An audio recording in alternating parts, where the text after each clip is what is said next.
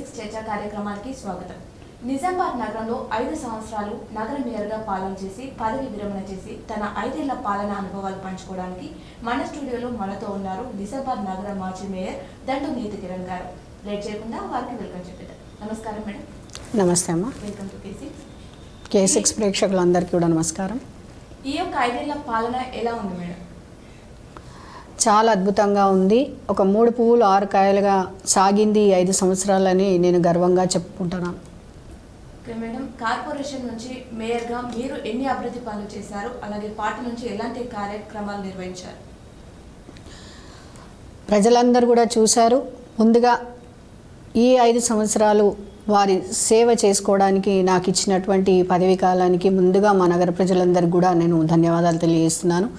అలాగే నా తల్లిదండ్రులకి, అలాగే నా భర్త చంద్రశేఖర్ గారు 25 ఏళ్ళ నుండి ఈ రాజకీయాల్లో ఉంటూ ఎంతో కృషి చేసినటువంటి వారికి, అలాగే ఈ కష్టాన్నంతా కూడా చూసి మేయర్కి అయితే వీళ్ళైతే కరెక్ట్గా సెట్ అవుతారు, ఎందుకంటే అటు ఎడ్యుకేషన్ చూశారు, ఇటు మా చేసిన కృషి చూశారు, అన్నీ చూశారు. కాబట్టి మాకు ఈ పదవిని ఇచ్చినటువంటి మా మాజీ ఎమ్మెల్యే గణేష్ అన్న గారికి, అలాగే ఆ రోజు కౌన్సిల్ ఏర్పాటుకు మాకందరికి కూడా సాయం చేసినటువంటి మా ఎక్స్ అఫీషియో మెంబర్స్ అయినటువంటి విజయగౌడ అన్న గారు, రాజేశ్వర్ అన్న గారు, అలాగే జీవన్ అన్న గారు, బాజిరెడ్డి అన్న గారు, వీరందరికీ కూడా, అలాగే అనేక సలహాలు ఇస్తూ 5 సంవత్సరాలు చక్కగా మాకు ముందుకెళ్లే విధంగా సహకరించినటువంటి మా ఎమ్మెల్సీ కవితక్క గారు, వీరందరికీ కూడా, అలాగే మన మినిస్టర్ అప్పుడు R&B మినిస్టర్గా ఉన్నటువంటి ప్రశాంత్ అన్న గారు ఏ కార్యక్రమాలు చేసినా ప్రతిదానికి అటెండ్ అయ్యి మరి ఎలా కార్యక్రమాలు నిర్వహించాలని ప్రతి ఒక్కరు చూసుకొని మమ్మల్ని ముందుకు నడిపించినటువంటి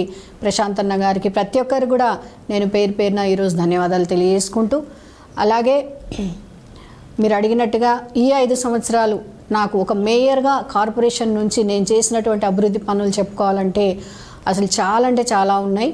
ఒకటి ముందుగా ఏంటంటే, నేను పదవి ప్రమాణ స్వీకారం చేసిన తర్వాత మొదటిగా గౌరవ మాజీ ముఖ్యమంత్రి వర్యులు కేసీఆర్ గారు తీసుకున్నటువంటి మొట్టమొదటి కార్యక్రమం ఏంటంటే పల్లె ప్రగతి పట్టణ ప్రగతి అనే కార్యక్రమాన్ని తీసుకోవడం జరిగింది.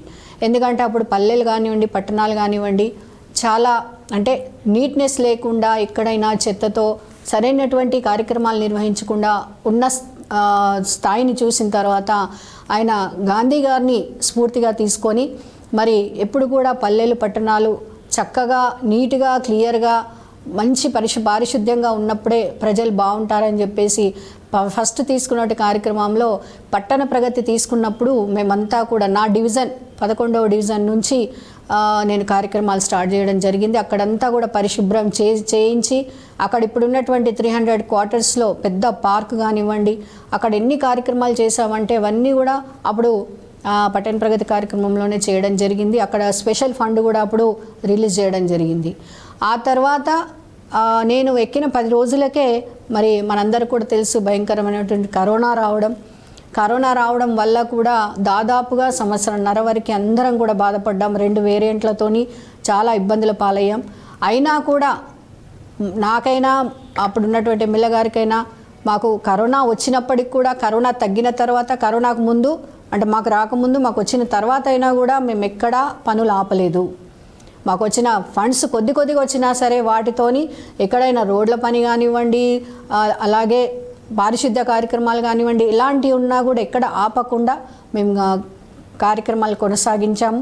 అప్పుడు కెమికల్ మీ అందరికీ కూడా తెలుసు, కరోనా వచ్చిన వాళ్ళ ఇంటి దగ్గర కెమికల్స్ చల్లడము, దానికోసం స్పెషల్గా వెహికల్స్ని తెప్పించి మరి ఆ మెడిసిన్తోని అన్ని చోట్ల కూడా మందు చల్లించడము, అన్నిట్లో కూడా నేను రెడ్ జోన్ ఉన్నా కూడా రెడ్ జోన్ వరకు కూడా వెళ్ళి మరి ప్రజలందరినీ కూడా పలకరించడం, ఎలా ఉన్నారు, మరి అక్కడ కరోనా వచ్చిన పేషెంట్ దగ్గర కూడా నేను వెళ్ళి ఎలా ఉన్నారని చెప్పేసి అడగడం, వాళ్ళకి ఏదైనా కావాలంటే ఆశా వర్కర్స్ని వెంటనే పంపించడం, ఇవన్నీ కూడా అక్కడంతా చెత్త తీసుకెళ్ళట్లేదని మాకు కాల్స్ వచ్చినా కూడా వెంటనే మా కార్మికులందరినీ కూడా మోటివేట్ చేసి పంపించడము. వాళ్ళందరికీ మా కార్మికులకు ఈరోజు నేను మనస్ఫూర్తిగా ధన్యవాదాలు తెలియజేస్తున్నాను. ఎందుకంటే ఆ 1.5-2 సంవత్సరాలు వాళ్ళు కనుక ముందుకు రాకపోయి ఉంటే ఎంతో దుర్భర పరిస్థితి మనం చూసేవాళ్ళం. అంత కరోనా ఉన్నప్పటికి కూడా వాళ్ళంతా ధైర్యంగా ముందుకు వచ్చి మరి ఎప్పటికప్పుడు ఆ చెత్తను కానీ, ఆ హజార్డ్ చెత్తను కానీ అంతా కూడా తీసుకెళ్ళడం, ఇవన్నీ కూడా వాళ్ళు ఎంతో ధైర్యంగా చేయడం, వాళ్ళందరికీ మోటివేషన్ కావాలి. ఆ టైంలో వాళ్ళకి సన్మానాలు చేయడం, ఎప్పటికప్పుడు వాళ్ళ మీద వాళ్ళకి పూలదండలు వేయడము, వాళ్ళకి కావాల్సిన ఫుడ్ అంతా కూడా పెట్టడం. మీ అందరికీ కూడా తెలుసు, ఎమ్మెల్యే గణేష్ అన్న గారు అప్పుడు ఫస్ట్ సారి వచ్చినప్పుడు 41 రోజులు ఆయన అన్న వితరణ చేశారు వాళ్ళందరికీ కూడా కరోనా సమయంలో. తర్వాత రెండోసారి కూడా 36 రోజులు చేయడం జరిగింది. ఆ సమయంలో కూడా మేమంతా మా బాధ్యతగా దాన్ని మా ప్యాకెట్స్ అన్ని తీసుకెళ్ళి ఎక్కడెక్కడ పంచాలని చెప్పేసి వాటంతా కూడా చూసుకోవడం, ఇదంతా కూడా మాకు 1.5 రోజులు ఎలా గడిచాయని తెలియకుండానే గడిచిపోయింది. ఆ కరోనా అటు చూస్తూ కూడా మేము మళ్ళీ ఇటు మా కార్పొరేషన్ కార్యక్రమాలు కూడా మేము చేయడం జరిగింది. ఇంకా మేడం, అలాగే 5 సంవత్సరాలలో చూసుకుంటే మీ ద్వారా వచ్చిన నిధులు ఎన్ని? మొత్తం 5 సంవత్సరాలు అంటే నేను చెప్పాను ఇప్పుడు 2 ఇయర్స్ అయితే మేము కరోనాకు తీసేయాల్సిందే. ఎందుకంటే అప్పుడు వచ్చిన ఫండ్ చాలా తక్కువ మనకు. అప్పుడు అంతా కూడా మన ఫండ్ మొత్తం స్టేట్ ఫండ్ అంతా కూడా మనం అప్పుడు మెడిసిన్స్కి అలాగే అప్పుడు ఉన్నటువంటి ఆ ఇంజెక్షన్స్కి వాడడం జరిగింది. కాబట్టి అప్పుడు ఎక్కువగా మనకు ఫండ్ రాలేదు. మన కార్పొరేషన్ నుంచి మనకు ఏదైతే ఫండ్ ఉందో, జనరల్ ఫండ్ కానివ్వండి ఇంకేదైనా, ఆ ఫండ్తోనే మనం అన్ని కార్యక్రమాలు చేసుకోవడం జరిగింది. స్పెషల్గా ఈ కరోనా కోసం ఫండ్స్ అప్పుడు పంపించారు. దాన్ని యూజ్ చేసుకొని మేము కరోనాకు సంబంధించిన వాటన్నిటికి కూడా మేము ఫండ్ని యూజ్ చేసుకోవడం జరిగింది. అయితే తర్వాత వచ్చిన ఈ 2.5, ఎందుకంటే ఇప్పుడు వచ్చిన ఈ 1 ఇయర్ మాత్రం కాంగ్రెస్కి వదిలేస్తే, మేము ఉన్నప్పుడు బీఆర్ఎస్ పార్టీ ఉన్నప్పుడు మేము చేసిన కార్యక్రమాలు అప్పుడు మాత్రం దాదాపుగా ఏం లేదన్నా 300 నుంచి 400 కోట్ల వరకు ఫండ్ రావడం జరిగింది. చాలా అద్భుతమైనటువంటి కార్యక్రమాలు కూడా మేము చేయడం జరిగింది. ఇప్పుడు చూస్తున్నారు ప్రజలంతా కూడా, మనకి మన నిజామాబాద్లో ఉన్నటువంటి ఏకైక వాటర్ బాడీ ఏదైతే ఉందో మీ అందరికీ కూడా తెలుసు, బతుకమ్మ చెరువు, బొడ్డమ్మ చెరువు అంటారు. దాన్ని అద్భుతంగా ఒక మినీ ట్యాంక్ బండ్ లాగా తీర్చిదిద్దినటువంటి ఘనత మన గణేష్ అన్న గారిది.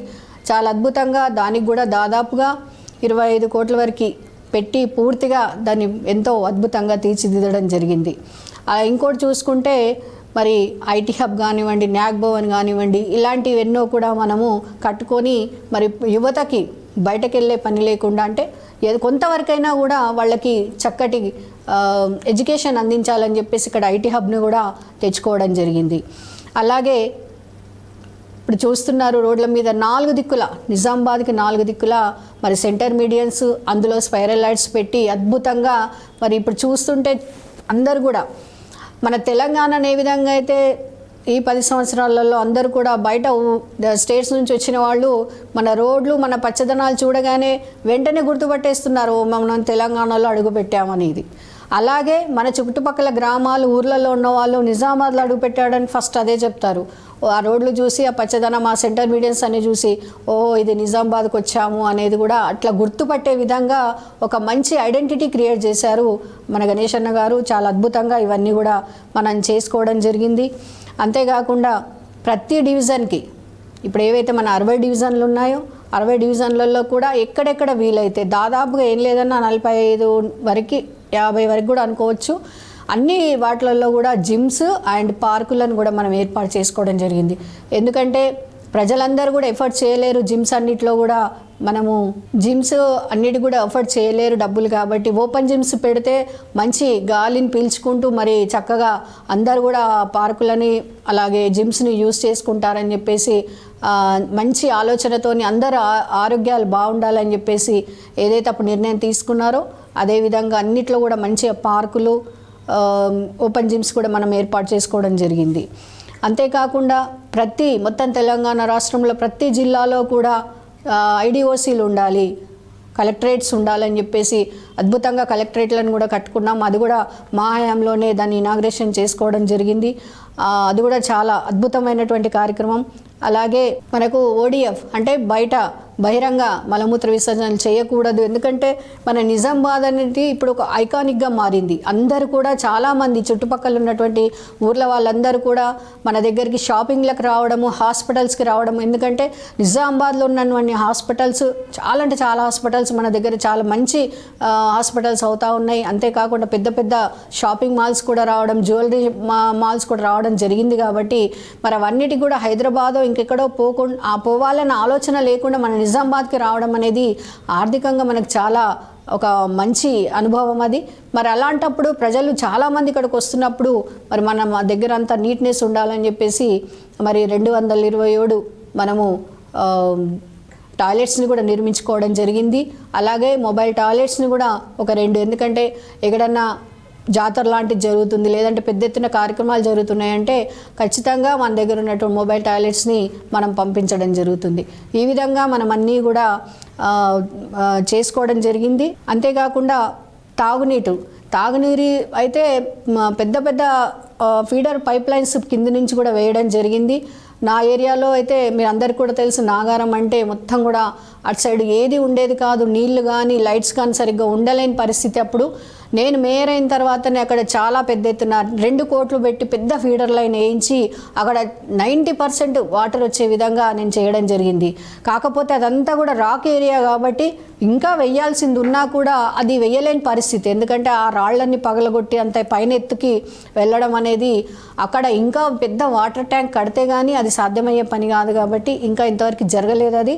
మొన్ననే మనకు అమృత్ స్కీమ్ నుండి ఒక 18 పెద్ద వాటర్ ట్యాంక్స్ కోసము మనకి పర్మిషన్ రావడం జరిగింది. అక్కడ అటు సైడ్ కూడా ఈసారి కనుక ఖచ్చితంగా వాటర్ ట్యాంక్ అయితే ఆ పైన ఎత్తులో ఉన్న వాళ్ళకు కూడా తప్పకుండా వాటర్ శాంక్షన్ అయ్యే అవకాశం ఉంది కాబట్టి, వచ్చే అవకాశం ఉంది కాబట్టి మరి ఆ లైన్స్ ఏవైతున్నాయో మేము ఆ ఫీడర్ లైన్ నుంచి చిన్న లైన్స్ కూడా తీసుకోవడం జరిగింది. ఇంటర్నల్ లైన్స్ కూడా చాలామందికి వాటర్ ఇవ్వడం జరిగింది. అదేవిధంగా మొత్తం అన్ని డివిజన్లలో కూడా చాలా మటుకు మేము చేసాము. ఎందుకంటే ఇది ఎప్పటి కూడా నిరంతర ప్రక్రియ జరుగుతూనే ఉంటుంది. ఎక్కువ మందికి ప్రజలు రావడము అన్నీ కూడా కొత్తగా ఇండ్లు అవ్వడం ఉంటుంది కాబట్టి అది ఎప్పుడు కూడా ఎక్స్టెండ్ అవుతూనే ఉంటుంది. మనం కూడా పైప్ లైన్స్ ఇస్తూనే ఉండాలి కాబట్టి నేను ఉన్నప్పుడు మాత్రం మొన్నటి వరకు కూడా చాలా మటుకి ఈ నీటి సమస్యను అదుపులో పెట్టడం జరిగింది. ఇంతేకాకుండా వైకుంఠధామాలు కూడా చూశారు. 4 మేజర్ వైకుంఠధామాలు మనం నిర్మించుకోవడం జరిగింది అద్భుతంగా. ఎందుకంటే గౌరవ మాజీ ముఖ్యమంత్రి గారు ఒకటే ఆలోచన, మనిషి ఎలా పుట్టాడు ఎలా బతికాడు అనే దానికన్నా పోయేటప్పుడు ఏ విధంగా ఆయనను వెళ్ళారు అనేది చాలా ముఖ్యము. గౌరవంగా ఆయనను సాగనంపాలి అతన్ని అని చెప్పేసి ఒక మంచి ఆలోచనతో తీసుకున్నటువంటి నిర్ణయం ఈ వైకుంఠధామాలు. మన దగ్గర ఉన్నటువంటి చాలా వాటికి కూడా ఈ 4 కాదు, చాలా వాటిలలో కూడా కనీస అవసరాలైనటువంటి లైటు, అలాగే టాయిలెట్స్, వాటర్ గురించి కూడా చాలా మట్టికి మేము శ్మశాన వాటికల్లో చేయడం జరిగింది. ఇది కూడా ఒక చాలా అద్భుతమైనటువంటి కార్యక్రమాలు. ఇవన్నీ కూడా తీసుకోవడం జరిగింది. నేను ఇప్పుడు ఉన్నటువంటి 5 సంవత్సరాలలో ఇవన్నీ కూడా జరిగాయి. అన్నిటికీ మించి చాలా మంచి పెద్ద కార్యక్రమం అంటే మా మున్సిపల్ భవనం. అది చాలా ఏళ్ల నుంచి పెండింగ్లో ఉన్నప్పటికీ మరి మేము ఖచ్చితంగా మా హయాంలో చేసిస్తే మేము తప్పకుండా అందులో మేము ఈ 5 ఏళ్ళు మేము అందులోనే ఉంటామంటే 2 ఏళ్ళు మాత్రం అందులో చక్కగా మేము వెళ్ళడం జరిగింది. గౌరవ ఐటీ మినిస్టర్ అప్పుడు, అలాగే ఇప్పటి బీఆర్ఎస్ ప్రెసిడెంట్ మన కేటీ రామన్న గారు, ఎమ్మెల్యే గారు, ఆయన చేతుల మీదుగా ఇవన్నీ కూడా ఇనాగ్రేషన్ చేసుకోవడం జరిగింది. మరి అందులోకి నేనే ఫస్ట్ వెళ్ళి ఆ సీట్లో కూర్చోవడం, మేయర్ సీట్లో చాలా ఆనందంగా ఉంది. ఎప్పటికి కూడా అది గుర్తుండిపోయేటువంటి ఒక మంచి జ్ఞాపకం. అలాగే అక్కడ ఉన్నటువంటి శిలాఫలకం మీద కూడా మా అందరు 60 కార్పొరేటర్ల నేమ్స్ కూడా ఎప్పటికి కూడా ఉండడం అనేది కూడా ఎప్పటికి జీవితంలో మర్చిపోలేటువంటి మధురానుభూతిగా అది మిగిలిపోయింది. ఇవన్నీ కూడా ఇన్ని కార్యక్రమాలు ఇంకా చెప్తూ పోతే చాలా ఉన్నాయి. చిన్న కార్యక్రమాలకైతే అసలు లెక్కనే లేదు. ఇవన్నీ మేజరీ కాబట్టి మేజరీ మాత్రం నేను చెప్తున్నాను. ఇవన్నీ కూడా చేసుకోవడం అనేది నేను ఒక అదృష్టంగా భావిస్తూ ఉన్నాను. ఇవన్నిటితో పాటుగా ఇవన్నీ పెద్ద కార్యక్రమాలు చేస్తూ ఇవన్నీ ఇనాగ్రేషన్స్ చేసుకుంటూనే మళ్ళీ డివిజన్లలో తప్పకుండా ఎక్కడెక్కడైతే సీసీ రోడ్లు కానివ్వండి, బీటీ రోడ్లు కానివ్వండి, డ్రైనేజీలు కానివ్వండి, కల్వర్ట్స్ కానివ్వండి, ప్రతిసారి వచ్చిన ఫండ్తోని ఎక్కడెక్కడైతే మరీ అత్యవసరం ఉన్నాయి వాటిని దృష్టిలో పెట్టుకుంటూ వీటితో పాటు ఆ కార్యక్రమాలు కూడా మేము చేస్తూ వెళ్ళడం జరిగింది. ఓకే మేడం, 5 సంవత్సరాలలో చాలా కార్యక్రమాలు చేపట్టారు. అలాగే ఎన్ని డివిజన్లలో ఇప్పటివరకు మీరు తిరిగి ప్రజల యొక్క సమస్యలు తెలుసుకున్నారు మేడం? మేయర్ అంటే అమ్మ ఒక డివిజన్ 2 డివిజన్లు కాదు, 60 డివిజన్లకు కూడా నేను మేయర్నే కాబట్టి 90% అంటే 100% నేను 60 డివిజన్స్ తిరిగిన మాట వాస్తవమే. కాకపోతే రాను ఏవైతే మన విలేజ్ మార్జిన్ విలేజెస్ ఉన్నాయో 9 డివిజన్స్, అందులో వాళ్ళు అక్కడ ఉన్నటువంటి ఎమ్మెల్యేస్ అంటే ఆ ఎమ్మెల్యేస్ వేరు కాబట్టి వాళ్ళ తరఫున వాళ్ళు చూసుకోవడం జరిగింది. కాకపోతే ఆ విడిచిపెట్టి ఖచ్చితంగా నేను మిగతా వాటికి మాత్రం శాయశక్తులా నేను ఎప్పుడు వీలైనా కూడా వెళ్ళడము, అలాగే వాళ్ళ నుంచి ఏమన్నా నాకు రిప్రజెంటేషన్స్ వస్తే నాకు ఈ సమస్యలు ఉన్నాయి అన్నీ వచ్చిన తర్వాత కూడా వాటన్నిటిని కూడా దృష్టిలో పెట్టుకొని వెంటనే నేను ఏఈస్ కానీ ఎస్ఐలకు కానీ చెప్పడం, ఆ సమస్యలు చిన్న సమస్యలు అయితే వెంటనే 1-2 డేస్లోనే నేను అవసరమైతే 1 గంటలో కూడా సమస్య తీర్చిన సందర్భాలు కూడా చాలా ఉన్నాయి.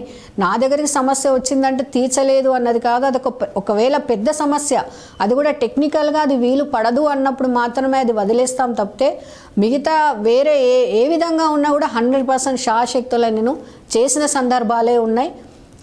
అందరు కూడా మా కార్పొరేటర్స్ అందరు కూడా నేను ఏ పార్టీ భేదం లేకుండా అందరితో కూడా నేను చాలా కలిసి ఈ 5 సంవత్సరాలు నేను గడిపాను కాబట్టి ఈ 5 ఇయర్స్ నాకు ఒక మంచి పేరుతో నేను పదవి విరమణ చేయడం జరిగింది. ఓకే మేడం, అలాగే సిబ్బంది కార్మికుల యొక్క కొరత ఏ విధంగా ఉంది?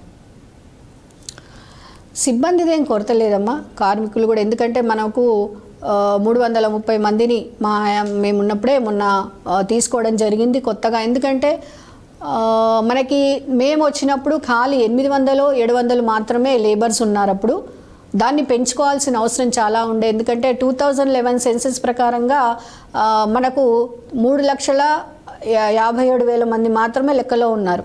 కానీ అప్పటికిప్పుడు చూసుకుంటే మనకు దాదాపుగా 1,00,000 మంది పెరిగింది మనకు లెక్కలో ఉంది. అంటే ఇంతవరకు సెన్సస్ చేయకపోయినా మనకి సిడిఎంఏ నుంచి అవి వస్తూనే ఉంటాయి మనకి లెటర్స్, ఎంత పెరిగింది ఇప్పటివరకు, ఎలా ఉంది, మీకు ఎంత అవసరం, అవన్నీ కూడా మాకు చెప్తూ ఉంటారు సిడిఎంఏ వాళ్ళు. దాని ప్రకారంగా మనకు 300 మంది ఇంకా లేబర్ అవసరం ఉందని తెలుసుకొని మేము అపాయింట్ చేసుకోవడం జరిగింది. అంతేకాకుండా మరి లేబర్స్ పెంచుకుంటే మరి మనకి ఇక్కడ మన నిజామాబాద్ కూడా చాలా ఎక్స్టెండ్ అవుతుంది. మరి ముందు 50 డివిజన్లు మాత్రమే ఉండే, ఇప్పుడు తర్వాత 60 డివిజన్లకు వచ్చినాము. ఇవన్నీ కూడా కవర్ చేసుకోవాలంటే దానికి తగ్గట్టుగా వెహికల్స్ కూడా కావాలి. అందుకే ఒక 45 వరకు మనకు టాటా ఏసీలు కూడా తీసుకోవడం జరిగింది. అంతేకాకుండా 7 టిప్పర్లను కూడా తీసుకోవడం జరిగింది పెద్దవి. మళ్ళీ ఇంకొకటి స్వీపింగ్ మిషన్ కూడా తీసుకోవడం జరిగింది, సక్కింగ్ మిషన్ తీసుకోవడం జరిగింది. ఇవన్నీ కూడా మన మా హయాంలోనే రావడం జరిగినాయి. ఇవన్నీ తీసుకొని ఎప్పటికప్పుడు కూడా ఎక్కడ చెత్తా చెదారం లేకుండా శానిటేషన్ విషయంలో చాలా అంటే చాలా జాగ్రత్తలు. ఇవే కాదు, ఇవి చూడడానికి చాలా పెద్ద వస్తువులు, కాకపోతే ఇంకా చిన్నవి కూడా ఉన్నాయి. ఎప్పటికప్పుడు కూడా, ఎందుకంటే మన లేబర్ని కూడా మనం జాగ్రత్తగా కాపాడుకోవాలి కాబట్టి వాళ్ళకు ప్రతి నెల వచ్చేటువంటి ఏవైతే వాళ్ళకి ప్రతి సంవత్సరం ఇచ్చేటువంటి రెయిన్ కోట్స్ కానివ్వండి, కాళ్ళకు బూట్లు కానివ్వండి, వాళ్ళకి రబ్బర్ గ్లౌజెస్ కానివ్వండి, వాటికి అన్నీ కూడా మెటీరియల్ ఇవ్వకపోతే వాళ్ళు పాపం అందులో తీయలేరు కాబట్టి ప్రతి ఒక్క ఐటెం కూడా ప్రతి సంవత్సరం వాళ్ళకి సబ్బులు, నూనెలు, డ్రెస్తో పాటుగా ప్రతి ఒక్కరు కూడా మేము ఎప్పుడు కూడా ప్రొవైడ్ చేయడం జరుగుతూ ఉంది. అవన్నీ కూడా తీసుకొని వాళ్ళు కూడా సంతృప్తిగా ఉన్నారు. ఎక్కడ పని ఉన్నా కూడా సంతోషంగా వెళ్ళి చేయడం అనేది ఇదంతా కూడా జరిగినందుకు చాలా హ్యాపీగా ఉంది. ఓకే మేడం, అలాగే నగర ప్రజల సమస్యల కోసం మీరు 5 ఏళ్లుగా ఎలాంటి కృషి చేశారు? ఇప్పుడు మేయర్ అన్న తర్వాత నేను ఫస్ట్ సిటిజన్ని మొత్తం నిజామాబాద్, ఇప్పుడు ఈ అర్బన్కి అంతా కూడా ఏ సమస్య ఉన్నా కూడా నా దృష్టికి వచ్చిన సమస్యను మాత్రం తప్పకుండా నేను తీర్చడానికి శాయశక్తుల ప్రయత్నం చేశాను. ఒకవేళ నా వల్ల కాకపోతే మా ఎమ్మెల్యే గారితో కానివ్వండి, లేదంటే కవితక్క గారితో కానివ్వండి, లేకపోతే నా భర్త చంద్రశేఖర్ గారి దగ్గర తీసుకెళ్ళి మరి ఇలాంటి సమస్య వచ్చింది, దీన్ని ఎలా మనం సాల్వ్ చేద్దామని చెప్పేసి ఇలాంటివన్నీ కూడా తీసుకోవడం జరిగింది. మేజర్గా ఎక్కువ మట్టుకు వచ్చేది శానిటేషన్ అండ్ లైట్స్ గురించే మా దగ్గర ఎక్కువగా వస్తాయి. లేదంటే మన కుల సంఘాల వాళ్ళు ఏమైనా కార్యక్రమాలు ఉన్నాయి, లేదంటే పండగలు వచ్చాయి, లేదంటే ఇవి ఉన్నాయి, గుడ్ల దగ్గర మాకు ఇవన్నీ కూడా కావాలి, లేదంటే మా మజిల్ దగ్గర ఇవన్నీ కూడా కావాలి అని చెప్పేసి ఇట్లాంటివన్నీ కూడా రావడం ఎప్పటికప్పుడు. ఇప్పుడు మీరు హనుమాన్ జయంతి రోజు మీరు కూడా కవర్ చేసి ఉంటారు. హనుమాన్ జయంతి రోజు చూడండి, శ్రీరామనవమి రోజు చూడండి, ఎక్కడ ఏ పండగ, ఏ కార్యక్రమం, ఈవెన్ పొలిటికల్ కార్యక్రమం అయినా కూడా మా లేబర్స్ అనేవాళ్ళు ఖచ్చితంగా మా కార్మికులు 100% వాళ్ళ పంతనాన్ని చూపిస్తారు. మీరు ఏదైతే శోభయాత్ర తీసుకెళ్తారో ఆ శోభయాత్ర వెళ్తూనే మీరు వెనకాల చూడండి, నీట్గా ఎప్పటికప్పుడు వాళ్ళు శుభ్రం చేసేస్తూనే ఉంటారు. అంత పర్ఫెక్ట్ అయిపోయారు వాళ్ళంతా కూడా. ఎందుకంటే దీని వెనకాల నేనే కాదు, మా కమిషనర్ అయినా, మా డీసీ గారైనా, మా ఏసీ గారైనా, మా ఏఈలు, ఎస్ఐలు ప్రతి ఒక్కళ్ళు కూడా ఇందులో అందరు కూడా ఇన్వాల్వ్ అయ్యి సరైనటువంటి ఒక ప్రణాళికతోని మేమంతా కలిసి ముందే ఈ ఫలానా కార్యక్రమం వస్తుంది, దీన్ని ఈ విధంగా చక్కగా నిర్వహించాలి, ఇందులో వీళ్ళకి ప్రధాన బాధ్యతలన్నీ కూడా వాళ్ళందరికీ ఇచ్చేసి అవన్నీ కూడా సార్ట్అవుట్ చేసుకునే విధంగా తొందరగా మీరు నాకైతే ఈ హనుమాన్ జయంతి సందర్భంగా మాత్రం మాకు చాలా అంటే చాలా కాల్స్ వస్తాయి. అందరు కూడా చాలా మెచ్చుకోవడం మమ్మల్ని చాలా హ్యాపీగా అనిపిస్తుంది. ఎందుకంటే మేము అనుకున్నది అక్కడ సక్సెస్ అయ్యింది. మా కార్మికులు అంతా దీంతో వర్క్ చేసినందుకు ఎక్కడ కూడా చెత్తాచెదారం లేకుండా అసలు నిన్న శోభయాత్ర జరిగిందా అనే విధంగా వాళ్ళు అన్ని కార్యక్రమాలు చేస్తున్నారంటే ఇలాంటి ఇవే కాదు ఇంకా చాలా కార్యక్రమాలు. ఇప్పుడు పర్సనల్గా కూడా ఎంతోమంది వస్తారు, అమ్మ నా పిల్లలకు చదువుకి ఇది కావాలి, లేదంటే ఇంకో ప్రాబ్లం వచ్చింది, లేదమ్మా నా భర్త చనిపోయాడు మొన్న నాకు సర్టిఫికేట్స్ కావాలి, మా భర్త అండ్ డేట్స్ వాళ్ళకి పిలిచి దాసన్నను పిలిచేసి సార్ ఇది ఉంది ఇది వాళ్ళకి కావాలి అర్జెంటుగా మీరు ఏదైనా చేసి తొందరగా వాళ్ళకి ఇప్పించండి, లేదు వాళ్ళకి ఇది కాదు చాలా లేట్గా వచ్చినాయి సర్టిఫికేట్ కోసం చాలా లేట్ వచ్చారు, మరి దానికి ఏంటి ఏ విధంగా అయితే తొందరగా అవుతుంది అనేసి వాళ్ళని కూర్చోబెట్టి వాళ్ళందరికీ వివరంగా తెలియజేసి పంపించడం. లేదంటే కొంతమంది ఇండ్ల కోసం వస్తారు, కొంత పెన్షన్స్ కోసం వస్తారు, వాళ్ళందరికీ కూడా నా దగ్గర చక్కగా ఛాంబర్లో కూర్చోబెట్టుకొని, నా ఛాంబర్ వరకు వచ్చారంటే ఖచ్చితంగా ఛాంబర్లో కూర్చోబెట్టుకొని వాళ్ళకి సంబంధిత అధికారిని పిలిచి వాళ్ళందరికీ కూడా అన్ని వివరంగా తెలియజేసి పంపించేదాన్ని. లేదు అని అంటే వాళ్ళతో ఖచ్చితంగా అయిపోతుంది అని అంటే వెంటనే అధికారిని పిలిచి ఇప్పుడు వెంటనే చేసేయండి ఈ పని అని చెప్పేసి కూడా చెప్పి ఎన్నో కార్యక్రమాలు ఎంతోమంది నా దగ్గరికి బాధ ఉంది, నాకు ఈ కష్టం ఉంది, లేదా నాకు ఈ ప్రాబ్లం వచ్చింది, లేదా ఈ సమస్య నాకు ఇచ్చేయండి అని అంటే 100% నేను చేసి చూపించాను. మేడం అలాగే గత పాలనలో అప్పటి ఎమ్మెల్యే సహకారం ఎలా ఉండేది మీకు? చాలా చాలా అంటే చాలా అద్భుతంగా ఉంది. మా అన్నకు నేను నిజంగా మనస్ఫూర్తిగా నేను ధన్యవాదాలు తెలియజేసుకుంటే ఇది చాలా చిన్న మాట. ఎందుకంటే ఆయన వేరే మా ఎమ్మెల్యే లాగా కాదు, చాలా అంటే మంచి ఎడ్యుకేషన్ కాబట్టి అయినది ఒక సొంత చెల్లెని ఎలా చూసుకుంటారో ఒక చెల్లెకు చెప్పినట్టుగా ప్రతి ఒక్కడు కూడా అమ్మ ఇలా ఉండాలి, ఇది చేసుకోవాలి, ఈ విధంగా నాకు కూడా చాలా ఫ్రీడమ్ ఇచ్చారు. అంటే తనున్నా లేకపోయినా మనం ఇది వెళ్ళి కార్యక్రమం చూసుకో, అది చేసుకో అని చెప్పేసి కూడా నాకు ఎన్నో సందర్భాల్లో చెప్పి నేను ఒకదాన్నే వెళ్ళి కూడా నేను కార్యక్రమాలు చేసిన సందర్భాలు చాలా ఉన్నాయి. ఇప్పటివరకు నేను ఏవేవైతే నేను కార్యక్రమాలు చేశాను మేజర్ అని చెప్పాను, ఇవన్నీ కట్టడాలు, అది మినీ ట్యాంక్ బండ్ కానివ్వండి, మున్సిపల్ భవనం కానివ్వండి, వైకుంఠ ధామాలు, వీటన్నిటిలో కూడా ఎమ్మెల్యే గారు చాలా శ్రద్ధ తీసుకొని మరి హైదరాబాద్కి నిజామాబాద్కి ఎన్నోసార్లు వేల సార్లు తిరిగి అవన్నిటినీ కూడా చక్కగా ప్రింట్లు తీసుకొని వాటన్నిటి కూడా తనే స్వయంగా అవన్నీ కూడా డ్రా చేసుకొని ఇవన్నీ కూడా చేయడం అనేది ఈరోజు నిజామాబాద్లో ఇవన్నీ కనబడుతున్నాయి అంటే ఆయన వల్లనే. అదైతే అందరు కూడా ఒప్పుకుంటారు. ఎందుకంటే మొన్ననే ఒక చిన్న సంఘటన చెప్తాను. మొన్న మేము చివరి రోజు మాకు ఫేర్వెల్ పార్టీ ఇచ్చిన రోజు కూడా ఎమ్మెల్యే గారిని మీరు ఖచ్చితంగా రావాలి అన్న, మీరు రాకపోతే బాగుంటుందని మేమంతా రిక్వెస్ట్ చేసిన తర్వాత అన్నగారు రావడం జరిగింది.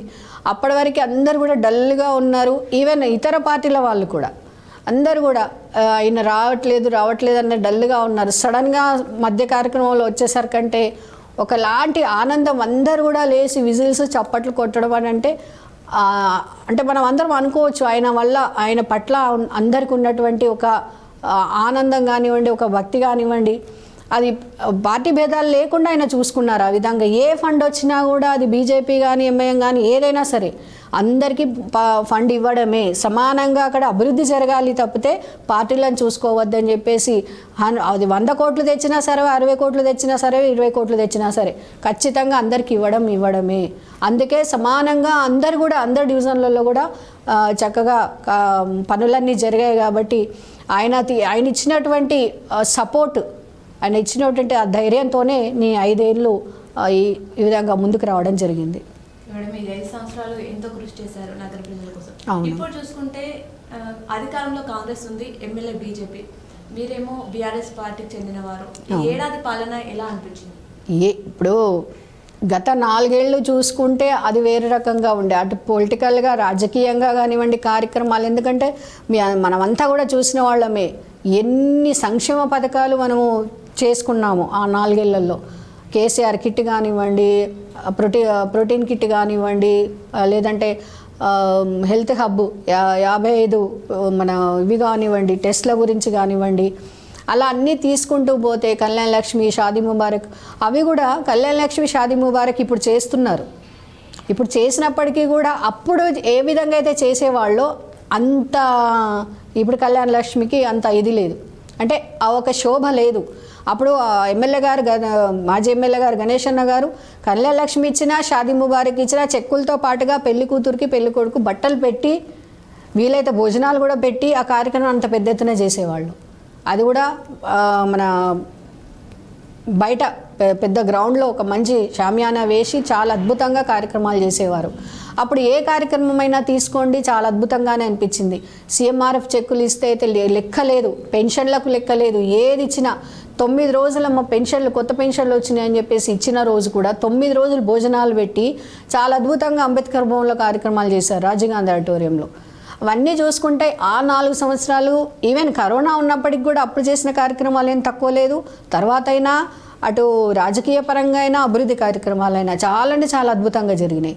అదే ఆ 4 సంవత్సరాలకి ఇప్పుడు చూసుకుంటే అసలు చాలా అంటే చాలా డల్గా నడుస్తుంది ఇదంతా కూడా. కాకపోతే నేను పదవిలో ఉన్నాను కాబట్టి అందరితో కలుపుకొని వెళ్ళాలి. అటు బీజేపీ ఎమ్మెల్యే అయినా పర్లేదు, అంటే ఉన్నా కూడా అటు కాంగ్రెస్ ప్రభుత్వం ఉన్నా కూడా. కాంగ్రెస్ ప్రభుత్వం ఎలా నడుస్తుంది నేను చెప్పాల్సిన అవసరం లేదు. ప్రజలందరూ కూడా వాళ్ళకు ఉన్నటువంటి ఫ్రస్ట్రేషన్ కానివ్వండి, బాధ కానివ్వండి, వాళ్ళ మాటల్లో చెప్తున్నారు. నేను ఇప్పుడు ప్రత్యేకంగా చెప్పాల్సిన అవసరం లేదు.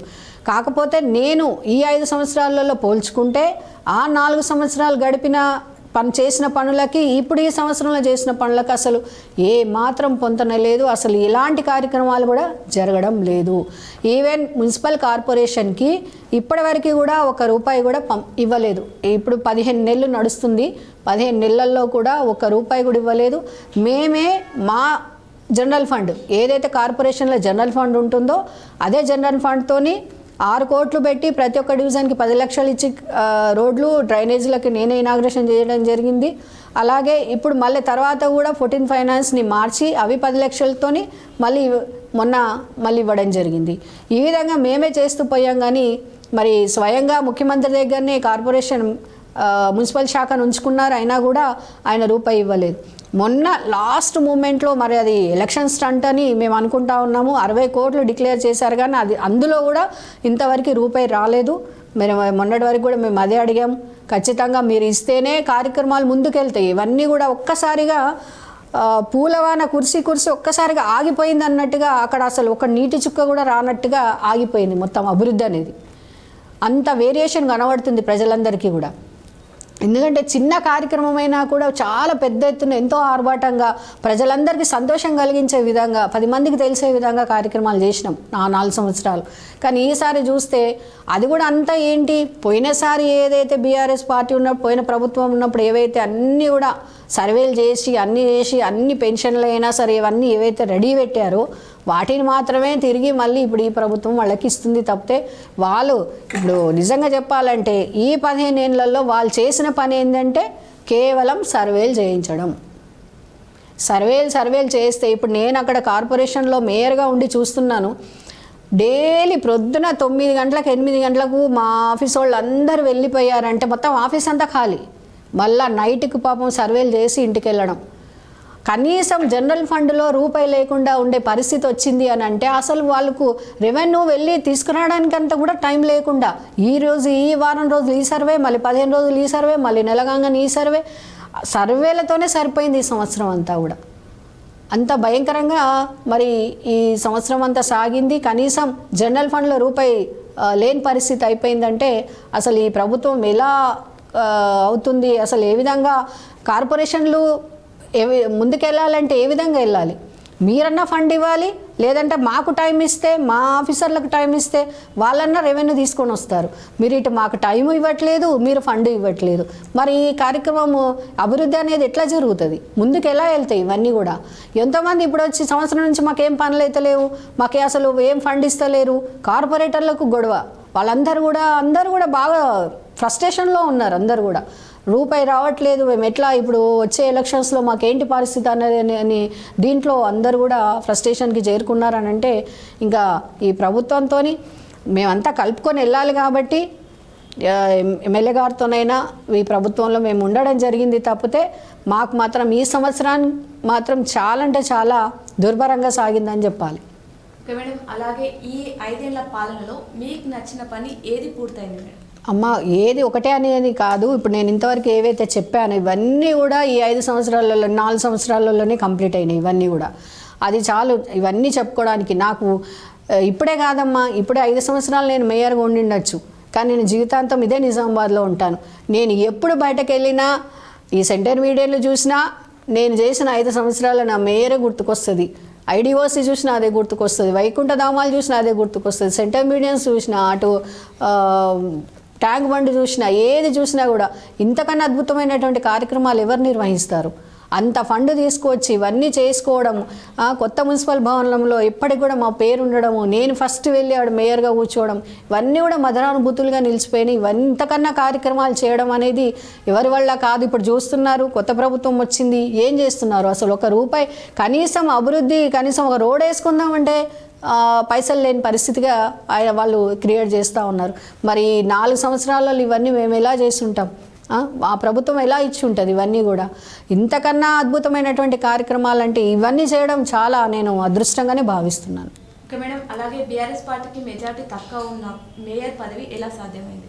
తక్కువ ఉన్నా కూడా దానివల్ల నాకేం ఎఫెక్ట్ అవ్వలేదండి. ఎందుకంటే నేను ఎప్పుడు కూడా ఏ పార్టీ వాళ్ళని కూడా నేను దూరం కొట్టింది లేదు. నా ఛాంబర్కి వచ్చారు, లేదా అక్క మాకు ఇది కావాలా, మేయర్ గారు నాకు ఈ పని ఉందన్న నాకు కాల్ వచ్చినా, నా ఛాంబర్కి ఎవరు వచ్చినా, ఈవెన్ ఎవరైనా రిప్రజెంటేషన్ పంపించినా కూడా నేను ఎవరికి ఎంతవరకు నేను చేయగలుగుతాను, నా చేతులు ఎంతవరకు ఉంది అనేది తప్పకుండా పార్టీ భేదం లేకుండా నేను చేశాను. అది బీజేపీ కానివ్వండి, ఎంఐఎం కానివ్వండి, ఎంఐఎం వాళ్ళైనా కూడా నన్ను ఒక చెల్లెలాగా చూసుకుంటారు. ఏ కార్యక్రమం ఉన్నా కూడా నేను వెళ్ళి చేయండి వాళ్ళు కార్యక్రమాలు చేసేవాళ్ళు కాదు. అందరితోనూ కూడా బీజేపీ అయినా, ఎంఐఎం అయినా, బీఆర్ఎస్ అయినా, ప్రతి ఒక్కళ్ళతోనూ కూడా. అప్పుడు కాంగ్రెస్ తక్కువ ఉండేది, ఈ మధ్య కాంగ్రెస్ వచ్చింది. కాంగ్రెస్ వాళ్ళైనా కూడా ఎవరు పిలిచినా కూడా నేను ఏ కార్యక్రమం అయినా కూడా వెళ్ళాను, అందరితో కలిసి ఉన్నాను. కాబట్టి నాకు వాళ్ళ వల్ల కూడా ఎవ్వరి వల్ల కూడా నాకు ఇబ్బంది కలగలేదు. అందరు కూడా నన్ను ఒక తోబుట్టుగా, ఒక మేరక్కగానే చూశారు తప్పితే వాళ్ళు ఎవ్వరిలో కూడా నాకు వాళ్ళ పట్ల ఏమీ ఇది లేదు. వాళ్ళకు కూడా నా పట్ల ఒక ప్రేమ అనుభూతి ఉంది తప్పితే ఇంకా వేరే ఎలాంటి లేదు. కాబట్టి వాళ్ళందరి అండదండలతోని కార్యక్రమాలు అందరితో కలిసి చేసుకున్నాం. కాబట్టి ఆ ఒక్క సమైక్యతతో మేము ఈ 5 సంవత్సరాలు కూడా గడిపాం. కాబట్టి ఎవరితో కూడా నాకు ఎలాంటి ఇబ్బందులు కలగలేదు. ఓకే మేడం, అలాగే వచ్చే ఎన్నికల్లో మళ్ళీ బరిలో ఉంటారా? ఉంటే ఏ పార్టీ నుంచి పోటీ చేస్తారు? బరిలో ఉంటే మాత్రం మళ్ళీ బీఆర్ఎస్ నుంచే చేస్తామమ్మా, అట్లేం లేదు. కాకపోతే ఇప్పుడే కదా, మొన్ననే కదా మేము పదవీ విరమణ చేసాం, ఇంకా టైం ఉంది. అది ఉంటామా చేస్తామా అనేది, ఇక్కడ చేస్తే మాత్రం కంపల్సరీ బీఆర్ఎస్ నుంచే చేస్తాం. ఓకే మేడం, అలాగే నిజామాబాద్ నగరంలో మీ పాలనలో మీరు అనుకున్న పనిలో పూర్తి కాని పని ఏదైనా ఉందా? అనుకున్న దానికన్నా ఎక్కువనే చేసాం మేము. అసలు ఇంకా ఇది కాలేదు అనేది ఏమీ లేదమ్మా. నేను చాలా అంటే చాలా హ్యాపీగా ఉన్నాను. ఇన్ని కార్యక్రమాలు మేము చేసుకున్నాం అనేది ఎందుకంటే ఇవన్నీ చేస్తూ కూడా మేము కరోనా లాంటి ఒక కాలాన్ని కూడా మేము అధిగమించాము అని అంటే నిజంగా నాటే జోక్ అమ్మ. ఎందుకంటే మనం ఎప్పుడో తాత ముత్తాతల కాలంలో గత్తరచ్చి కొట్టుకుపోయినారు, అప్పుడు బాగా మంది ప్లేగ్ వచ్చి చచ్చిపోయినారు, ఇట్లాంటివన్నీ విన్నాను తప్పితే ఇవన్నీ కూడా మనం కళ్ళతో చూసింది మాత్రం మన కరోనాని. ఎంత భయంకరమైన రోజులను కూడా మనం అంతా చూసి వాటిని అధిగమిస్తూ మళ్ళీ అటు అభివృద్ధి కార్యక్రమాలు మరి ఇవన్నీ కూడా చేసుకున్నామని అంటే నాటే జోక్. ఇది చాలా అద్భుతమైనటువంటి కార్యక్రమాలు. కాబట్టి ఇంకా ఇంతకు మించి ఏమన్నా చెయ్యాలని అనుకుంటే అట్లాంటిదైతే నాకేం అనిపించలేదు. కాకపోతే అభివృద్ధి అనేది ఒక దగ్గర ఆగిపోయే విషయం కాదు. అభివృద్ధి ఎప్పుడు జరుగుతూనే ఉండాలి. అది ఒక దగ్గర ఆగిపోయిందని అంటే అది ఆగిపోయిన కిందికే, ఇంకా మళ్ళీ జరగదు కాదు. అది మళ్ళీ ఉన్నాయి కూడా అది డౌన్లో పడిపోతుంది. కాబట్టి అభివృద్ధి ఎప్పుడు కూడా ఎక్కడ ఆగదు, ఇంకా అవ్వాల్సిందే ఉంటుంది. ఇప్పుడు నేను ఈరోజు వచ్చాను, నా తర్వాత వేరే వాళ్ళు వస్తారు, వాళ్ళతో పాటు కూడా అభివృద్ధి జరగాల్సిందే. కాకపోతే ముందటి పీరియడ్ వాళ్ళ కన్నా కూడా మా హయాంలో మాత్రం చాలా అభివృద్ధి కార్యక్రమాలు చేసాం. అది మాత్రం నాకు చాలా సంతృప్తిగా ఉంది. ఒకటి ఏంటంటే ఏదైతే ఆర్యూబీ కూడా మనం కట్టుకున్నాం, ఆర్యూబీ దగ్గర ఏదైతే మనకు యూజీడీ కూడా మనం చేసుకున్నాం. కాబట్టి యూజీడీ కనెక్షన్స్ ఒకటి ఇచ్చేది ఉంది. అవన్నీ ఒక 2-3 పెండింగ్లో ఉండిపోయినాయి. ఇది అహ్మదీ బజార్ కానివ్వండి, అది సమీకృత మార్కెట్ కానివ్వండి, అవన్నీ కూడా అయిపోయి ఉంటే ఇంకా సంతోషంగా ఉండేది. నో ప్రాబ్లం, వాటికి కొంచెం ఫండ్ ల్యాకింగ్. ఎందుకంటే మనందరికీ కూడా తెలుసు సెంట్రల్ గవర్నమెంట్ నుంచి మనకు సరైనటువంటి, మొన్న కూడా చూశారు బడ్జెట్లో కూడా తెలంగాణకు రూపాయి కూడా వాళ్ళు ఇవ్వలేదు. తెలంగాణ అంటేనే వాళ్ళు పక్కకు పెట్టేస్తారు. కాబట్టి వాళ్ళు కూడా మనకు సరైనటువంటి సమయంలో మనకు ఫండ్ ఇస్తే కనుక ఇవి కూడా అన్నీ కంప్లీట్ చేసేవాళ్ళం. స్టేట్ నుంచి సెంట్రల్ నుంచి ఫండ్స్ వస్తాయి. కానీ ఇప్పుడు ఉన్న ప్రభుత్వము రూపాయి ఇవ్వట్లేదు, సెంట్రల్ గవర్నమెంట్ కూడా మనకు రూపాయి ఇవ్వట్లేదు. కాబట్టి అవి అతి త్వరగా ఇప్పుడు ఉన్నటువంటి ఎమ్మెల్యేలు ఎమ్మెల్సీలు అందరూ కూడా ఆలోచన చేసి మరి ఫండ్ తీసుకొచ్చి వాటన్నిటిని కూడా కంప్లీట్ చేసి ప్రజలకు అందుబాటులో తీసుకొస్తే బాగుంటుంది. కానీ నేను చేసిన మట్టికి మాత్రం మా ఆయంలో చాలా అద్భుతమైన కార్యక్రమాలు చేసినాం. అది మాత్రం నాకు వెరీ హ్యాపీ. ఓకే మేడం, అలాగే తాగునీటి గురించి మాట్లాడుకుంటే ఏ విధంగా ఉంది? త్రాగునీరు అయితే నేను ఇంతకుముందు కూడా చెప్పానమ్మా, పెద్ద పెద్ద ఫీడర్ లైన్స్ వేయించడం జరిగింది. ఇప్పుడు అమృత్ స్కీమ్లో మనకు దాదాపుగా 18 పెద్ద పెద్ద ట్యాంకులు కూడా వచ్చాయి. మెయిన్గా ఏవైతే కాలనీస్ ఉంటాయో 100% అక్కడ నీళ్ళు వస్తున్నాయి. కాకపోతే ఏదైతే ఎక్స్టెండెడ్ ప్లేసెస్ ఉన్నాయి, లేదా ఎత్తులో ఉన్న వాళ్ళు, లేదా రాక్ ప్లేసెస్ ఏవైతే ఉన్నాయో అక్కడ కొంచెం ఇబ్బంది ఉంది, కాదనట్లేదు. పైగా మన దగ్గర ఉన్నటువంటి పైప్ లైన్స్ చాలా అంటే చాలా పాతవి. వాటిని కూడా ఎప్పటికప్పుడు కూడా ఎక్కడ కొంచెం మాకు ఒక ఫోన్ వచ్చి ఇక్కడ డ్యామేజ్ జరిగిందంటే వెంటనే వాటిని అంతా కూడా క్లియర్ చేయడం జరుగుతుంది. ఇప్పుడు ఈ అమృత్ స్కీమ్లో ఖాళీ మన ట్యాంక్స్ కట్టడమే కాదు, కొత్త పైప్ లైన్స్ కూడా వేసే విధంగా అందులో అమౌంట్ మనం తీసుకురావడం జరిగింది. కాబట్టి ఇవన్నీ కూడా జరిగినాయంటే ఈ కాస్ట్ ఉన్నటువంటి కొంచెం ప్రాబ్లం కూడా 100% సాల్వ్ అయిపోతుంది. దాంట్లో ఏ డౌట్ లేదు. ఆల్రెడీ చాలా మట్టుకు మేము క్లియర్ చేసినాం. అయినా కూడా ఉన్న వాటికి, లేదా ఇప్పుడు కొత్తగా కాలనీస్ అవుతున్నాయి కాబట్టి ఆ కాలనీస్ కూడా మనం కొత్త పైప్ లైన్స్ వేయాలి కాబట్టి అవన్నీ కూడా ఇప్పుడు ఈ అమృత్ స్కీమ్లో మొత్తం క్లియర్ అయిపోతాయి. ఓకే మేడం, చాలా అభివృద్ధి జరిగింది. అలాగే మీ భర్త పైన భూ కబ్జాలు చేశారని అనేక ఆరోపణలు వచ్చాయి. దీనిపైన మీ స్పందన ఏంటి? ఇక్కడ నేను ఒక క్లారిటీ ఇవ్వదలుచుకున్నానండి. భూ కబ్జాలు ఇప్పుడు నా భర్త ఇప్పుడు కాదు, 25 ఏళ్ల నుంచి రాజకీయంలో ఉన్నారు. మరి ఇన్ని రోజుల నుంచి లేని కేవలం మేయర్ అయిన తర్వాతనే భూ కబ్జాలు చేస్తున్నాడు అనేది ఇదొకటి పెద్ద ఆరోపణ తప్పితే అందులో ఏ మాత్రం నిజాలు లేవు. మీరు అందరూ కూడా బయటకు వెళ్ళి కనుక్కోండి, ఏరియాలలో వెళ్ళి కనుక్కోండి. ఆయన అసలు ఎక్కడికి కూడా వెళ్ళి రూపాయి కాదు కదా, అసలు ఎవరిని కూడా ఇబ్బంది పెట్టే వ్యక్తిత్వం కాదు అసలు అయినది. అట్లాంటి వాడైతే పేద ప్రజల గుండెల్లో ఉండేవాడు కాదు. ఒక ఫోన్ కొడితే 1000 మంది ప్రోగ్రాంలకు వచ్చేవాళ్ళు కాదు. ఎప్పుడైతే ఇది ఎందుకు ఈ విధంగా మాట్లాడుతున్నారంటే, ఏదైతే నేను నాగారం నుంచి నేను పోటీ చేశానో 11వ డివిజను, అక్కడ ఉన్నటువంటి ల్యాండ్స్ ఏవైతే ఉన్నాయో అవి ఎప్పటి నుంచో గవర్నమెంట్ కొంతమంది తీసుకున్నారు, కొంతమంది తీసుకోలేదు, కొన్ని అట్లాగే ఉన్నాయి. నేను మేయర్ అయిన తర్వాత అక్కడ మొత్తం వాటర్ పైప్ లైన్స్ వేయడం, ఎక్కడికక్కడ వాటర్ రావడము, ఎక్కడికక్కడ లైట్లు పెట్టి వేయడము, మంచి రోడ్లు వేయడము, డ్రైనేజీలు వేయడం, ఇవన్నీ అయ్యేసరికంటే అందరిలో కూడా ఒక స్పందన వచ్చింది. ఓహో, ఇది అభివృద్ధి జరుగుతుంది. ఇప్పుడు ఇంతకుముందు ఫస్ట్ మేయర్ కూడా మీ అందరికి కూడా తెలుసు, అదే 11వ డివిజన్ నుంచి మేయర్ అవ్వడం జరిగింది. కానీ ఆయన ఎలాంటి కూడా అభివృద్ధి కార్యక్రమాలు చేయలేదు. అది ఎలా ఉందో పనికిరాని మొత్తం ఒక ఏమంటారు, ఒక అడవి లాంటి ప్రాంతం లాగా ఉండేది అది. అసలు దాని తర్వాత కూడా వచ్చిన మేయర్లు కూడా ఎవరు పట్టించుకోలేదు. ఇప్పుడు నేను ఆ ఏరియా నుంచి మేయర్ని అయ్యాను కాబట్టి అక్కడ అవన్నీ కూడా మేమంతా చక్కగా ఏర్పాట్లన్నీ చేసేసరికంటే, అందరికీ సౌకర్యాలన్నీ చేసేసరికంటే, అక్కడ ఎక్కడి నుంచో ఎప్పుడో కొని పెట్టేసి వెళ్ళిపోయిన వాళ్ళు, లేదా ఖాళీ ఉన్న ప్లేస్లను కొనుక్కున్న వాళ్ళు అప్పుడు వచ్చి మొత్తం ఫిలప్ అయిపోవడం జరిగింది. ఇప్పుడు నాగారంలో ఎక్కడ కొందామన్నా రూపాయి కనీసం ఒక గజం జాగా కూడా దొరకని పరిస్థితి అయిపోయింది ఇప్పుడు అక్కడ. ఎందుకయింది? అక్కడంతా అభివృద్ధి పనులు మేము చేసినాం కాబట్టి అక్కడంతా బాగా జరుగుతుంది. ఇప్పుడు ఏం డోకాలేదు, అక్కడ హాయిగా వెళ్ళి మనం ఉండొచ్చు అని అక్కడ నమ్మకం ప్రజలలో కలిగింది కాబట్టి ఇప్పుడు అక్కడికి వచ్చి ఉంటున్నారు. అయితే అక్కడికి వచ్చి ఉండేసరికంటే అక్కడ ఉన్నటువంటి కార్పొరేటర్ పర్మిషన్ తీసుకోవాలి.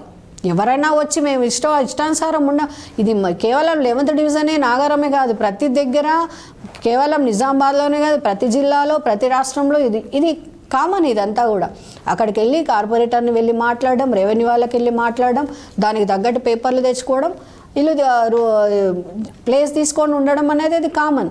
కార్పొరేటర్ని వెళ్ళి కలిసినందుకే శేఖర్ అన్న మొత్తం ల్యాండ్స్ అమ్ముకుంటున్నాడు అని అనవసరమైనటువంటి ఆరోపణలు, అది మిస్అండర్స్టాండింగ్ తప్పితే అందులో ఏ మాత్రం కూడా నిజం లేదు.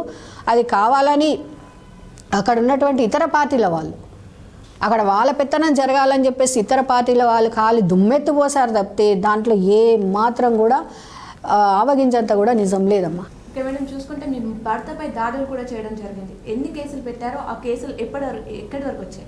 ఇది మొత్తం నా కెరీరే కాదు, ఈ 5 years కెరీరే కాదు, మొత్తం నా జీవితంలోనే మరపురాని సంఘటన ఇది. అసలు ఈ విధంగా జరుగుతుందని నేను కళ్ళలో కూడా ఊహించలేదు, నేను కానీ నా ఫ్యామిలీ కానీ. అసలు అది విన్న వెంటనే మేమంతా కూడా అసలు కింద భూమి ఎంత కదిలిపోయింది, అంతా ఇదైపోయాం మేము. సడన్గా అసలు ఇదంతా జరగడానికి కారణం ఓన్లీ రాజకీయం అని చెప్పేసి నేను గట్టిగా నమ్ముతున్నాను. ఎందుకంటే మీ అందరికీ కూడా ఇప్పటివరకు నేను అన్నీ చెప్పాను, ఎన్ని అభివృద్ధి కార్యక్రమాలు. నా భర్త 25 ఏళ్ళ నుంచి పేద ప్రజల పాలిట ఒక పెన్నిదిగా, ఒక పెద్ద అన్నలాగా అందరికీ వివరిస్తూ ఉంటారు ఆయన అప్పటి నుంచి కూడా ఇప్పటివరకు. అయితే ఆ ఏరియా నుంచి ఆయన తీసేయాలి, పంపించేయాలి. ఇక్కడ ఉన్నన్ని రోజులు శేఖర్ అన్న మాకు ఎలాంటి కూడా పుట్టగతులు ఉండవు, మాకు వేరే విధంగా ముందుకు రాలేము ఆయనను దాటి అని చెప్పేసి వాళ్ళందరూ కూడా భావించినట్టున్నారు. అందుకనే ఆయన మీద అంత దెబ్బతీయడం జరిగింది. అందరూ కూడా ప్రజలంతా చూశారు ఆయన వీడియో ఏ విధంగా చేశాడు, వీడియో ఏ విధంగా ఆయన అప్లోడ్ చేశాడు అనేది కూడా చూశారు. మరి ఒక వ్యక్తికి నిజంగానే భూమి ఇవ్వలేదు అనేది ఒక కోపం ఉండుంటే ఆయన ఎప్పటి నుంచో ఆయన ఒకసారి కాదు 10 సార్లు అడిగేవాడు, ఇంటికి వచ్చేవాడు, కలిసేవాడు. ఎలాంటి కూడా ఆయన చేయలేదు. పోనీ అదే భూమి ఇవ్వలేదు అని అనుకున్నప్పుడు కాంగ్రెస్ వచ్చి అదే కాంగ్రెస్ పార్టీని చెందినవాడివని చెప్పావు కదా, మరి అదే కాంగ్రెస్ పార్టీ వాళ్ళ దగ్గరికి వెళ్ళి మరి శేఖర్ అన్న నాకు ల్యాండ్ ఇవ్వట్లేదు, మరి మీరు అడిగి ఇప్పించండి అని చెప్పేసి ఒక మాట వాళ్ళకి చెప్పుంటే వాళ్ళు ఏదైనా మాట్లాడేవాళ్ళు కదా. నువ్వు ప్రాణాలే తీయాలి అనుకున్నావు అని అంటే కేవలం అది ల్యాండ్ కోసం కాదు, అది ఎందుకంటే ఆ ల్యాండ్కి మాకు అసలు సంబంధమే లేదు. ఆ ల్యాండ్ ఏదో ఆయనకే తెలీదు. పోలీసు వాళ్ళు ఏ ల్యాండ్ అని అడిగితే కూడా అతను చెప్పలేకపోతున్నాడు. అంటే ఇదంతా కూడా ఎలా జరిగింది అని అంటే ల్యాండ్ అని చెప్పేసి కావాలని ఆ టాపిక్ని డైవర్ట్ చేయడానికి తప్పితే రాజకీయంగా వాళ్ళు వేసుకున్నటువంటి ఎత్తుగడ ఇది. ఆయనను అడ్డం పెట్టుకొని, ఆ రసూలని అతన్ని అడ్డం పెట్టుకొని నా భర్త ప్రాణాలు తీయాలని చెప్పేసి వాళ్ళందరూ కూడా కంకణం కట్టుకున్నారు. కాబట్టి అది దేవుడి దయ, ఆయన చేసుకున్నటువంటి పుణ్యం, పేద ప్రజల వాళ్ళ ఆశీర్వాదంతోనే నా భర్త ఈరోజు బతికి కట్టాడు. కానీ నిజంగా చూసుకుంటే రాజకీయంగా ఆయనను పూర్తిగా పక్కకు తప్పించేసేయాలని చెప్పేసి వేసుకున్న ప్లాన్. లేదంటే ఇన్స్టాగ్రామ్ అకౌంట్స్, ఫేస్బుక్ అకౌంట్స్, ఆయనకు తినడానికి తిండి లేని వ్యక్తికి అవన్నీ ఎక్కడి నుంచి వస్తాయి? ఆ అకౌంట్స్ అన్నీ ఎక్కడి నుంచి వచ్చాయి? అంత డబ్బులు ఎక్కడి నుంచి వచ్చినాయి ఆయనకి? అవన్నీ కూడా రెడీ చేసుకొని ఆ వీడియో అప్లోడ్ చేసిండు. ప్రజలందరికీ కూడా తెలిసిపోయింది ఆ రోజే. ఆయననే ఆ పార్టీ పేరు కూడా చెప్పిండు, ఆ వ్యక్తుల పేర్లు కూడా చెప్తున్నాడు. మేము వెంటనే ఆ రోజు నా భర్తను హాస్పిటల్ తీసుకెళ్ళిన వెంటనే డిఐజీతో సహా అందరు రావడం జరిగింది. వాళ్ళందరూ కూడా మాకు ఆశ్వాసం ఇవ్వడం జరిగింది. ఆయన మొన్నటి వరకు కూడా 80 రోజులు జైల్లోనే ఉన్నాడు. అట్రాసిటీ అండ్ అటెంప్ట్ మర్డర్ కింద మేము కేసు పెట్టడం జరిగింది. అది కేసు నడుస్తూ ఉంది. ఇక చట్టం తన పని తాను చేసుకుపోతుంది. కాబట్టి మా దగ్గర నుంచి గట్టి ఎవిడెన్స్లు ఉన్నాయి. ఆయనే ఇచ్చాడు ఎవిడెన్స్, మా వరకు కూడా అవసరం లేదు. పోలీసు వాళ్ళు ఎంతవరకు ఎంక్వైరీలు చేయాలని అన్నీ కూడా ఎంక్వైరీలు చేశారు. అన్ని సాక్ష్యాధారాలు ఉన్నాయి. తప్పకుండా ఆయనకు శిక్ష పడుతుందని మేము గట్టిగా నమ్ముతా ఉన్నాం. ఇక కోర్టు కేసు అయితే నడుస్తుంది. ఓకే మేడం, చివరిగా మీరు ఇచ్చే సలహాలు, సూచనలు? సలహాలు అంటే నేనైతే 5 సంవత్సరాలు కేవలం నేను ఇంటికే పరిమితమై ఉన్నాను. ఈ 30 years నా మ్యారేజ్ తర్వాత ఒక్కసారిగా నేను రాజకీయంలోకి వచ్చి డైరెక్ట్గా నేను మేయర్ అవ్వడం జరిగింది. కానీ మేయర్ అయిన తర్వాత కూడా నేను ఏదైతే చదువుకున్నానో ఆ చదువే నాకు ఇప్పుడు పనిచేసింది. ఎక్కడ మాట్లాడినా, ఎంత బాగా మాట్లాడినా అందరూ కూడా నన్ను మెచ్చుకున్నారు. అందరూ కూడా నాకు బాగా సపోర్ట్ చేశారు. ప్రజలందరికీ కూడా నాకు సపోర్ట్ చేసిన ప్రతి ఒక్కరు కూడా నేను ధన్యవాదాలు తెలియజేసుకుంటున్నా. నేను ఇక్కడ ఒకటే చెప్పదలుచుకున్నాను, నేను కేవలం ఇంటికే పరిమితమైందా అని ఒక మేయర్ పదవి అలంకరించిన తర్వాత కూడా ధైర్యంతో ముందుకెళ్ళి ఈ 5 సంవత్సరాలు నేను కంప్లీట్ చేసుకోవడం జరిగింది.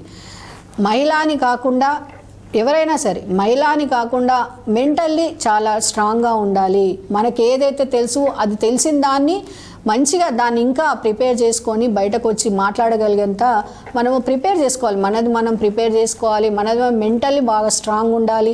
చాలా ఒడిదుడుకులు వస్తాయి, నాకు రాలేవని నేను అనట్లేదు. చాలా ఒడిదుడుకులు ఉన్నా కూడా వాటన్నిటిని కూడా ఎలా సాల్వ్ చేసుకోవాలి, కొన్ని పట్టించుకోకుండా వదిలేయాలి, కొన్ని పట్టించుకొని దాన్ని ఎలా సాల్వ్ చేసుకోవాలి, ఇవన్నీ కూడా మనం అన్నీ చేసుకుంటూ పోతే ఎప్పటికప్పుడు వచ్చినాయి అన్నీ కూడా ఒడిదుడుకులు అన్నీ కూడా ఎదుర్కొంటూ పోతేనే మనం ఎలాంటి పరిస్థితుల్లో ఉన్నా, అది పెద్ద పొజిషన్లో ఉన్నా సరే, ఇంట్లో ఉన్నా సరే, బయట ఎక్కడున్నా సరే, ఒక ప్రొఫెషన్లో ఉన్నా సరే, అవన్నీ కూడా మనము దాటుకొని వెళ్ళగలుగుతాం. గుండె నిండా ధైర్యం ఉండాలి, ఎప్పటికప్పుడు ప్రిపరేషన్ చేసుకోవాలి, అందరు సపోర్ట్ తీసుకోవాలి. అలాగే ఎప్పుడు కూడా చిరునవ్వుతో ఆరోగ్యంగా ఉంటూ ముందుకెళ్తే తప్పకుండా మనము అనుకున్నది సాధిస్తాము. అలాగే ఎన్నో సమస్యలు, ఇప్పుడు మేయర్గా ఉన్న రోజుల్లో ఎన్నో సమస్యలు ప్రజలందరూ కూడా వచ్చి చెప్పడం. ఒక డివిజన్కి వెళ్ళామంటే అందరు గుమ్మిగూడి నాకు ఈ ప్రాబ్లం ఉంది, నాకు ఆ ప్రాబ్లం ఉందని.